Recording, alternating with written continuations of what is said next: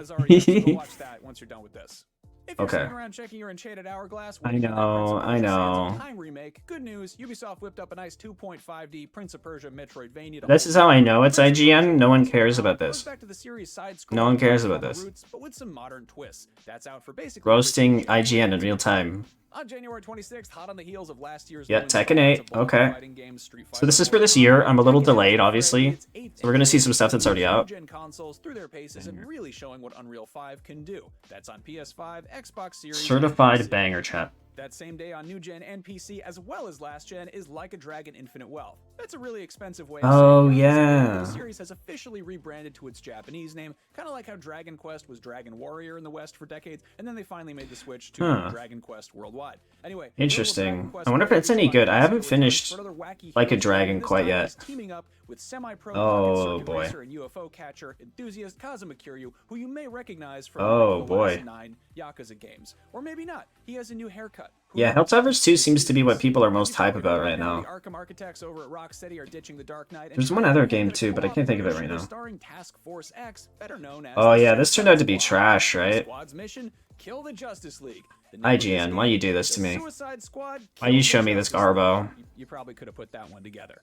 The release date, February 2nd. The environment's kind of neat looking though, I'll give them that. That same day, if you missed Persona 3 when it was on PS2, and then on PSP, and then later playable on PS Vita. Persona 3 Reload. Second of all, good news because it's been fully rebuilt as a new modern console RPG. I really need to play that. Everything but Switch, which is no one has any Giga Chat emotes, so I'm sad about that. PSP or Vita. Who knows? Maybe they'll port it.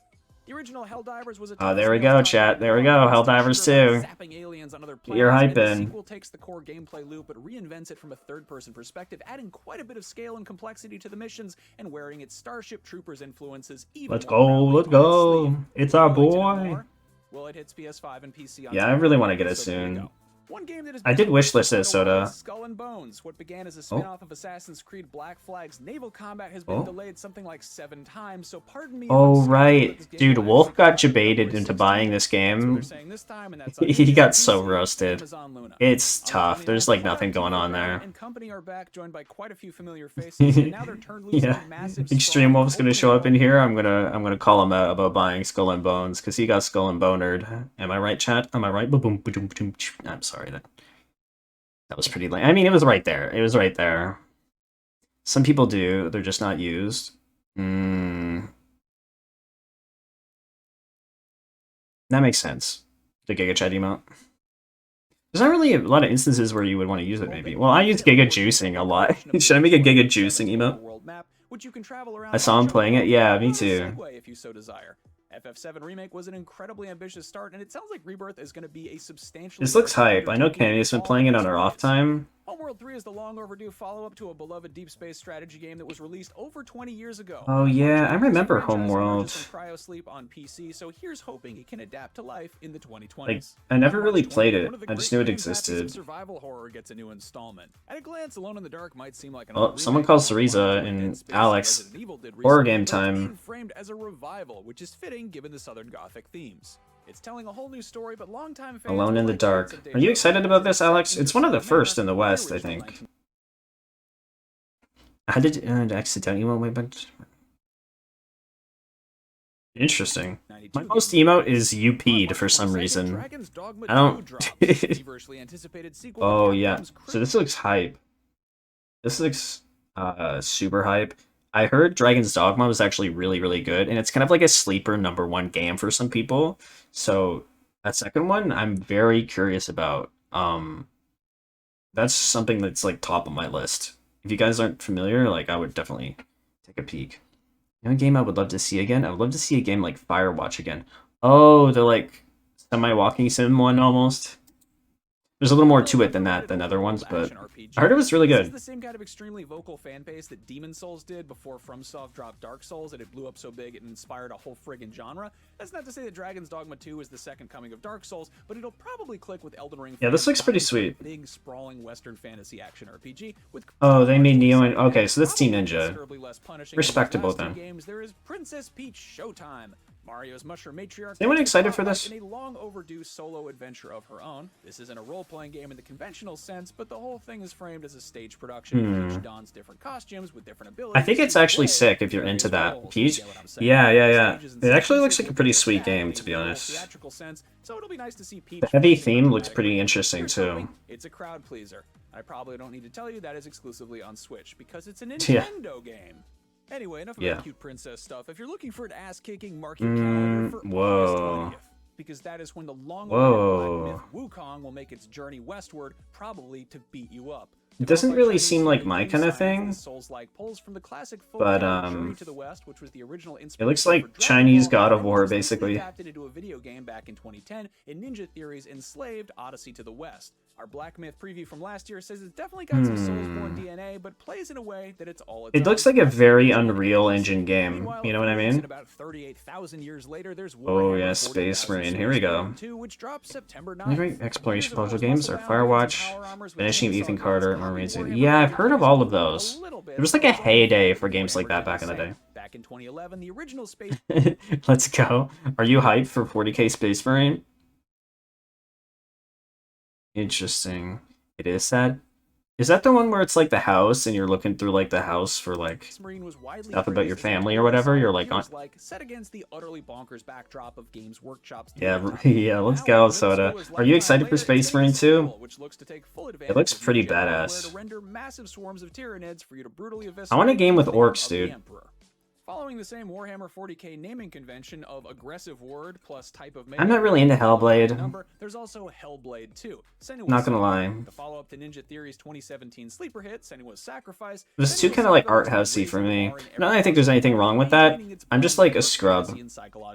I like my RPGs with fun writing and characters, and I like my action games. Also on Xbox Series and PC, I'm a simple man. Is Stalker 2: Heart of Chernobyl, though that does currently have a release window of sometime in the first quarter of 2024. Considering this game's you know, OG Stalker was so ahead of its time. I'm very curious to see how good this will be. I don't think anyone will fault the studio for the long wait or get mad if the release gets a little further. It looks like a massively ambitious game. Interesting. It's a modern classic, though maybe not exactly modern anymore. In the time since the last Stalker game's release, the actual Chernobyl exclusion zone. I'm excited about this.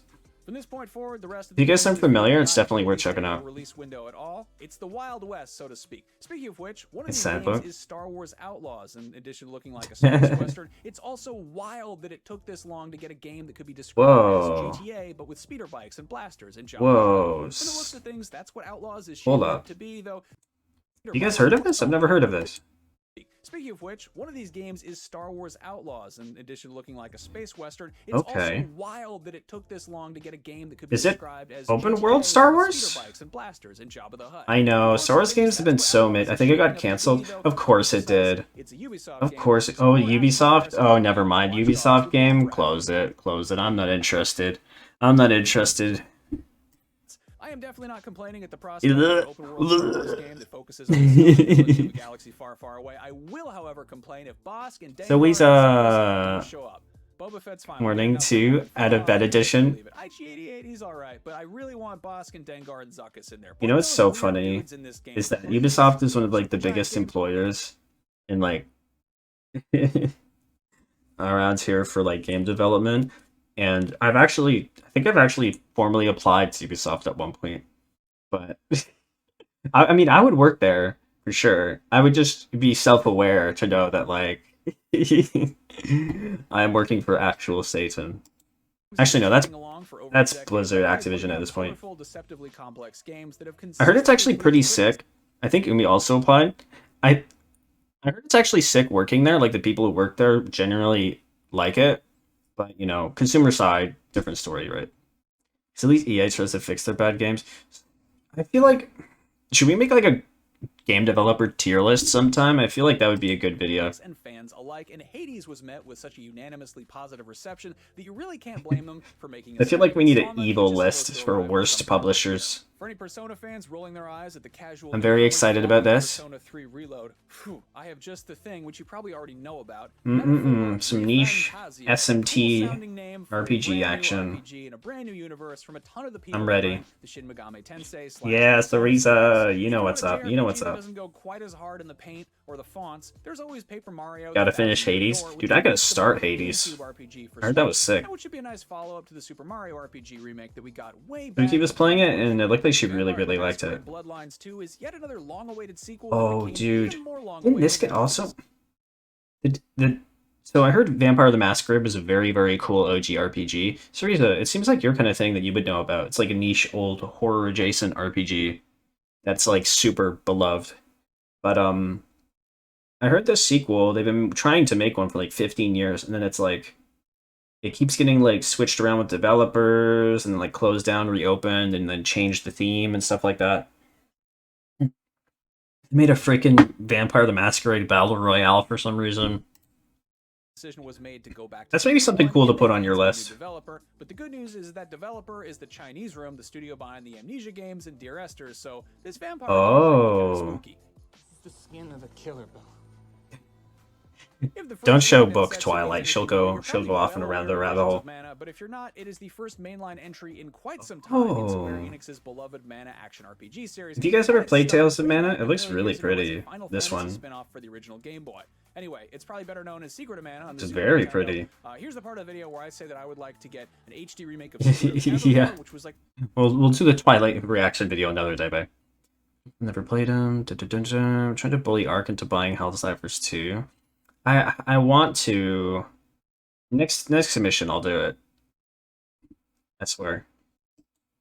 The weird sort of bastard American depending on the commission that was on Super NES. I love that game, one of my favorite games of all time. I'm one of 17 people who feels that way. Thank you for listening. Let's talk about games that are coming out in the future. There's no shortage of big fat fantasy RPGs being cooked up. Man, I'm so concerned about Avowed. So Avowed is made by Obsidian. I love Obsidian because they made Fallout New Vegas, KOTOR 2, Outer Worlds, which was decent. I loved the premise, but I don't think the execution was fully there. So this was going to be like their reaction to Skyrim. And I was so hyped because I'm like, oh my god. It's like, it'll be like Skyrim, but with good writing and gameplay.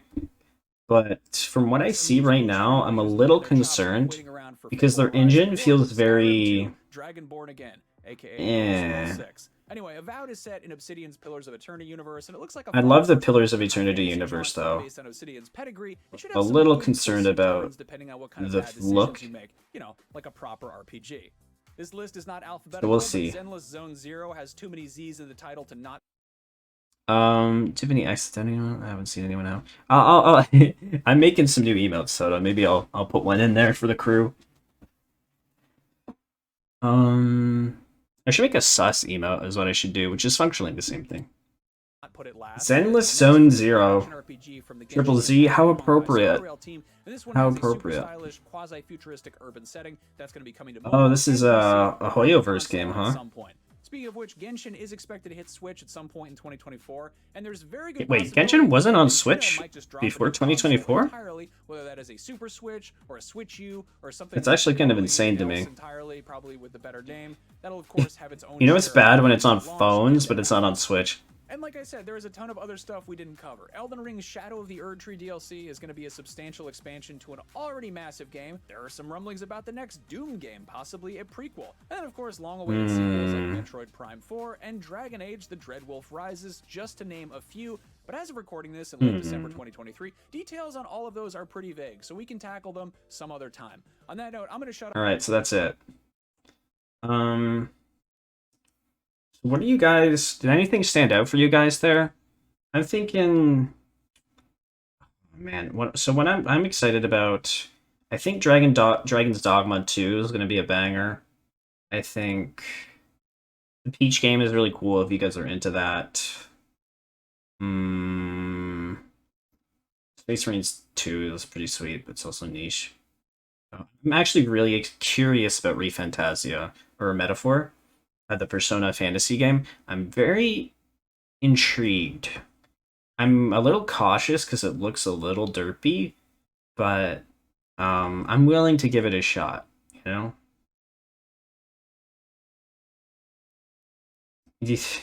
I don't know if Vampire the Masquerade's actually going to come out, man. I feel like you're living in a dreamland.